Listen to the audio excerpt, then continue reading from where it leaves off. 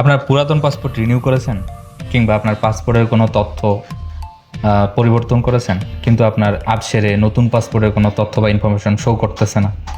এর কারণ হচ্ছে আপনার পাসপোর্টটি জাওয়াজাত সিস্টেমে হালনাগাদ কিংবা আপডেট করা হয় নাই, যেটাকে আরবি ভাষায় বলে পাসপোর্ট মালুমাত করা।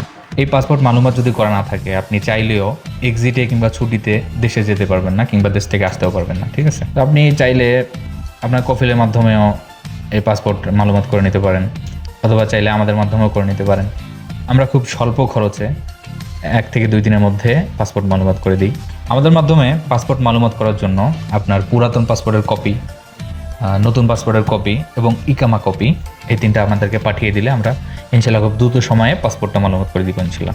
আমাদের অফিসিয়াল লোকেশন হচ্ছে রিয়াদ বাথা বাংলা মার্কেট, আল রাজি বিল্ডিং, আমাদের দোকান নাম্বার 6, অজুখানার পাশেই আরব বাংলা ট্রাভেলস। ভিডিও ডিসক্রিপশনে আমাদের নাম্বার দেওয়া আছে, কল করতে পারেন, অথবা চাইলে আপনি হোয়াটসঅ্যাপে মেসেজ দিলে আমরা সাথে সাথে রিপ্লাই করবো ইনশাল্লাহ। ধন্যবাদ। আসসালামু আলাইকুম।